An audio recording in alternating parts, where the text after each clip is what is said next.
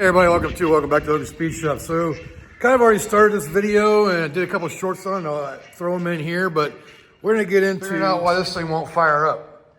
Like I said, I've already started this, but this intro is kind of coming after the fact. But let's get into it and start it off with these videos are vertical, so because they were starting off as a short. So, apologize for that. But towards the end, once we actually get to the repair, then they'll go back to normal. Started out with the first short I'd put out, opening this thing up.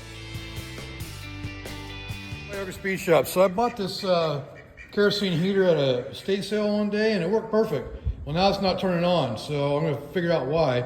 Got a feeling I might know why, but let's get into it and figure it out together. I have a switch, you just plug it directly in, but watch what happens.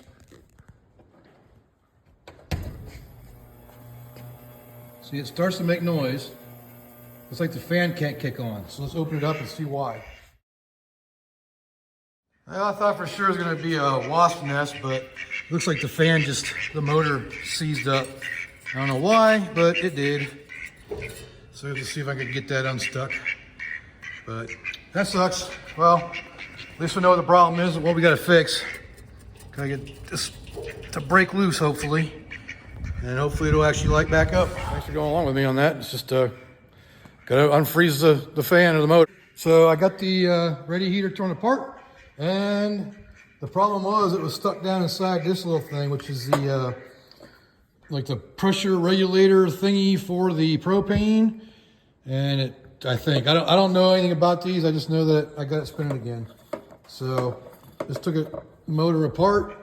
There's no brushes in the way down there, so that's good. So I'm just gonna put it back together. All right, let's see what happens now.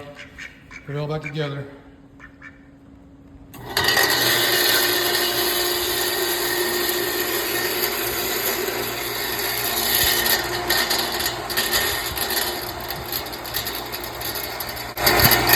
Fan works.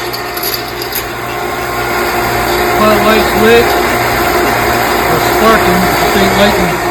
But well, this is something. I have to play around with some more stuff on it. But the motor's working. This Reddy heater debacle. So I opened up the pump area back here, and I can't tell if that's broken or if it's supposed to be that way. There's chunks in there. We also found in the manifold area here, stupid little. It's like some kind of a nest. So that's probably what clogged it up initially. And because it's spinning now, it just ain't pumping. So it's got to pump air through this tube, which works as a Venturi type thing that pumps the kerosene in there and lights it up and gives you fire. So I got to figure out if this is messed up now, which probably what that noise was when he fired it up, that clanking. But that's where we're at now is this pump. No doubt this pump is definitely shattered. And what happens is this will rotate and these little fins right here will pop out and create a vacuum or a suction or a pressure and put air out. So that's how that pump works. So now unfortunately I gotta find one. Yeah. All right, so that catches us up to where we're at now. And I've already learned a lot about this contraption, basically everything on this thing since that first little portion of the video where I talked about how this thing works. Well, basically it's a motor, spins a fan, and inside here, see that little shaft turning? Well, that turns what used to be this little rotary fan type of thing. So basically it's a pump. So when this thing spins, these little feelers come out. They fill the gap between the center and the outside and produce air. And that air travels through this little manifold right here, where it's regulated with that right there. And that's how you get air to go through your tube here, which causes a Venturi effect in here, which causes fuel to come up through here, gets ignited by a spark plug, and then continues to flame on. So yes, I just quoted Johnny Storm. It flames on. So I already ordered the new pump assembly, that new spinner quick piece, and it's coming from Amazon. It's in Texas. Should be here tomorrow, but it says it's not coming until the 8th, but that's cool. Either way, so what I've done so far is, so this was the original plug that was on it. And you can see that's from like God knows when. That's old school. And so I had this one sitting around from an old surge protector.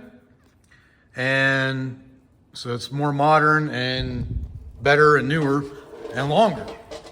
So that gives me a longer cord for it to work now. And it already works. I can plug it in and you see it'll kick on. And I can still light it up too. I can catch it on. I can make it start by putting air to it. It's kind of cool. That little air.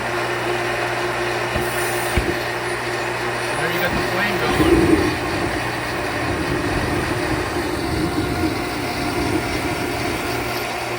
So that's how you see how the air works.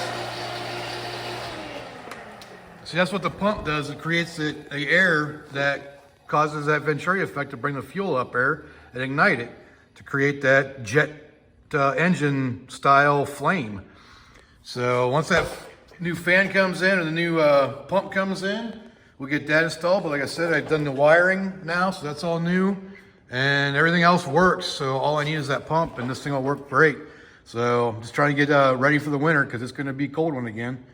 And I want to be able to work out here with a little bit of comfort. And this thing should heat the shop up pretty good, even without the insulation in here. And so yeah, when that part comes in, we'll get back on it. Well, Amazon came through for us, and we got the new part here.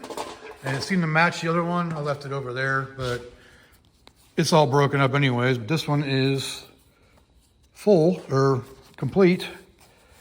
So I think it just goes right on there. So I'm gonna set you up so you can watch. All right, so this thing looks pretty self-explanatory for the most part.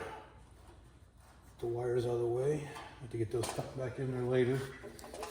But it's basically just a little graphite ring. I'm assuming it's graphite because it seems to write, so I'm not sure.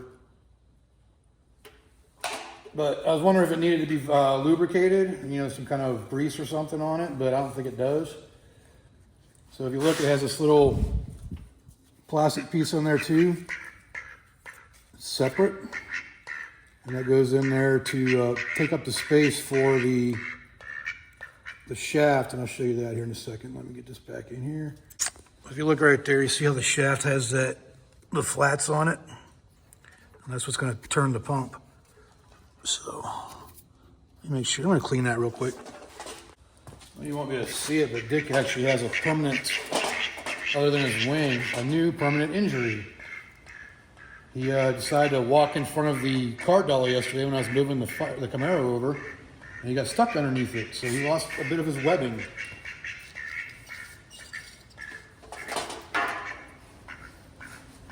Didn't seem to be affecting any. He's still a butthead. I'm going to take my rag. This should just go on there just like that.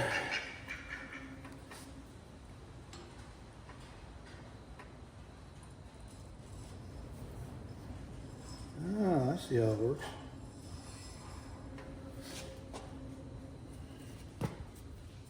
And these little things.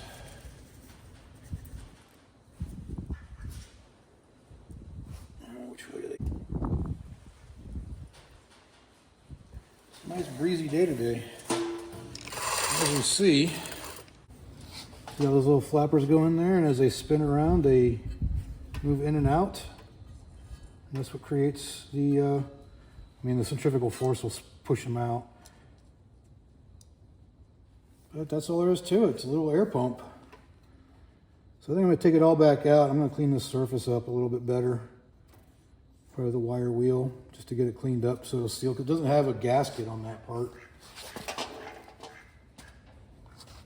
So it's just metal to metal is the seal, so it needs to be clean. So I'll be right back when that's done.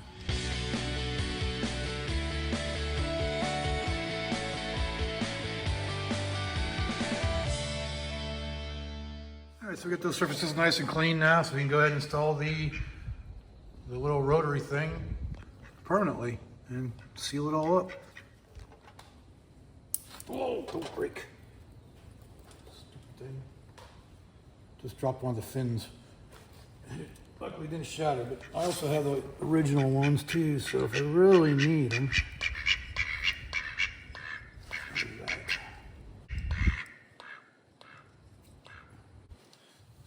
If you're wondering what I was talking about as far as graphite goes, it's basically the same stuff that's in your pencils. And it's self-lubricating, so you don't have to worry about having grease or nothing in there. All right, so we need to put this on there. This is the plate. I'm trying to do this so I don't block your view. I gotta line this tube up in the back too. There we go. All right, we'll tighten those down. These are 5/16. I'm gonna go ahead and go and review the footage from earlier and make sure it does it in the right spot. I went back and looked at the footage and it didn't show me nothing other than the fact that when you put the cover plate on, it has 4 bolts that go into this plate here, so there's actually 6 screws that hold that in. So, got them on there. I'm just going to torque them down with the little 1/4-inch drive here.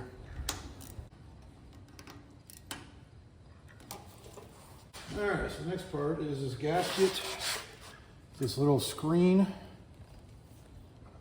and it goes on, with these. So that goes on there, and that goes on there. It's bolted in. Now when I took this apart, this little area right here had this little crusty kind of filter looking thing. So it'd probably be something I have to revisit later. And this area here where the opening's at, it's supposed to have a filter in it too. But the ones that came with it were completely worn out and disintegrated as soon as I touched them. So they've obviously been there for basically as long as this thing's been alive.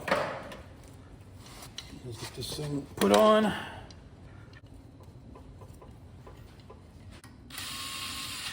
Again, I have no idea what the torque specs are. Just going to kind of tighten it by feel. If it feels tight enough, it'll be good enough. All right. So that is pretty much it. So we got to fire it up and see if it works now. Oh, nope, you got to tighten the line down right here.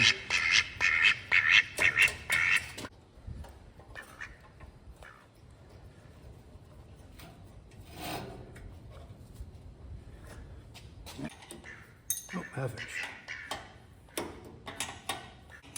It's your standard compression fitting on there. It's good enough for air. That spins smoothly. All right, moment of truth. Let's see if she fires up. Without me pushing air through it, that is. There we go. Oh yeah.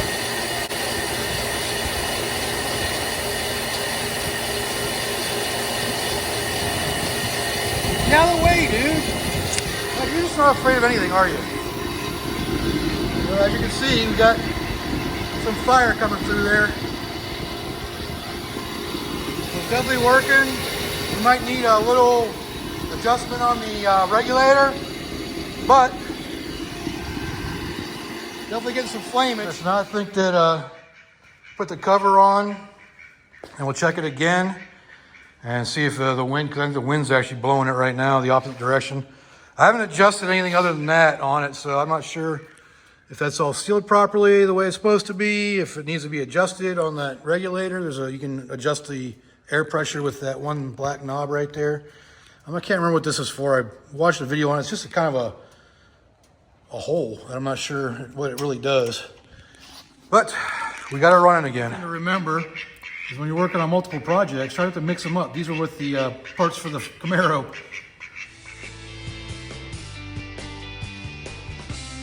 right, so we got the cover back on. Let's try it now. I don't know if you noticed or not, but I can't believe he hasn't been injured more often. If you can see his foot down there, he's missing kind of a web now. He just walked directly in front of the flame, like literally right in front of it. It was on that video, so if you saw that, you can see why I'm surprised that he hasn't been injured more. But the wing was from when he was a baby. He got attacked by a raccoon with his brother, And the brother got killed, unfortunately. And, but yeah, so that was his injury when he's a baby. But now he's got the foot. So let's try her out.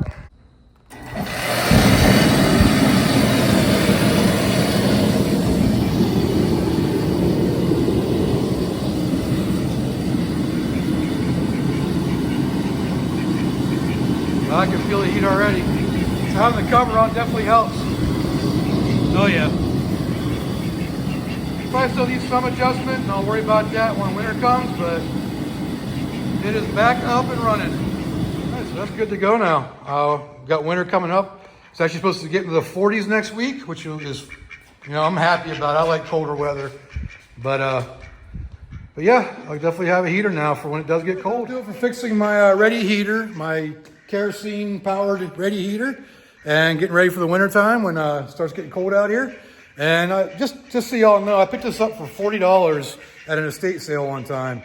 I don't think you can even get a new one for under $100 now. So, but I just wanted to share with you me fixing it and find out what was wrong with it. Now look at the original fins over here. So that's what's left of the original propeller. But anyways, so if you like this video, you know what I'm saying. If you like the video, leave a like down there. Leave me a comment, let me know what I can do better, and subscribe while you're at it. And again, I want to thank you all for watching, and appreciate your support in my little endeavor on YouTube. You know, it's basically all I do now. So if you enjoyed this, go ahead, like I said, subscribe, comment, like, do all that good stuff. And until next time, I'll see you all later.